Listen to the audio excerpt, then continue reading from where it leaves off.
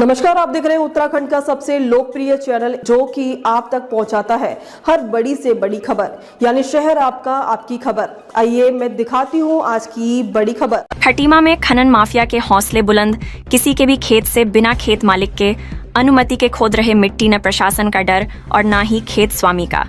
खबर खटीमा ऊधम सिंह नगर से है, जहां 17 मील पुलिस चौकी के अंतर्गत टेढ़ा घाट बरी अंजनिया ग्राम सभा के अंतर्गत एक किसान के 3 बीघा खेत से 3 से 4 फीट खेत से मिट्टी खनन माफिया ने दबंगई दिखाकर खेत खोदकर मिट्टी बेच दी।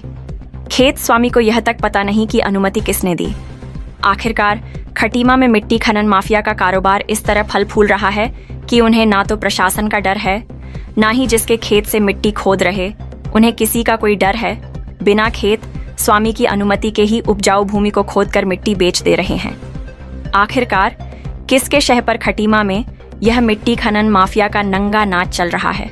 यह एक बड़ा सवाल खड़ा होता है जब खेत स्वामी पहुंचा अपनी गुहार लेकर उप जिला अधिकारी रविंद्र बिष्ट के पास। साथ ही खेत स्वामी का कहना है कि मेरे खेत में 2 जेसीबी से मिट्टी खनन का कार्य चल रहा था और जब मैं वहां पर पहुंचा तो मुझे धमकाने लगे कि अनुमति है, लेकिन कुछ गाड़ियां भाग गईं। वहीं के जयपाल नाम के व्यक्ति का ट्रैक्टर वहां पर मिला। आखिरकार मेरे खेत में मिट्टी खोदने की अनुमति किसने दी? खटीमा से सलीम की रिपोर्ट। मुझे पता नहीं सर, बगैर परमिशन से मेरे खेत में से सर मिट्टी उठ गई। जब मैं गया वहाँ जाके तब जयपाल सर का ट्रैक्टर चल रहा था, गांव का है उसका। मैंने कहा भाई बगैर परमिशन से क्यों उठा रहे? कि परमिशन तो मैंने कहा दिखाइए। जब तक फिर जब उनसे बोला तब चलेगा सर वो। तुमने मैंने परमिशन दिखाई, उनसे रोक रहा था। मैंने कहा रोकिए, वो तो एकदम डंपर चला रहे थे सर, भर रहे थे ट्रॉली और उस पर जिसमें सर कितने जेसीबी थे? 2 जीसीबी और 3 डंपर खड़े थे और 2 चले गए थे सर।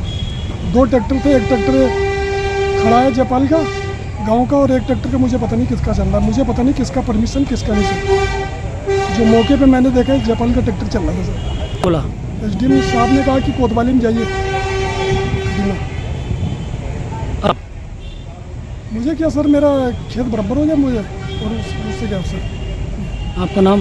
रामेश्वर सिंह सर। खबरों में अब तक के लिए बस इतना ही। फिर मिलेंगे नई खबरों के साथ, तो हमारे चैनल को लाइक और सब्सक्राइब करना ना भूलें।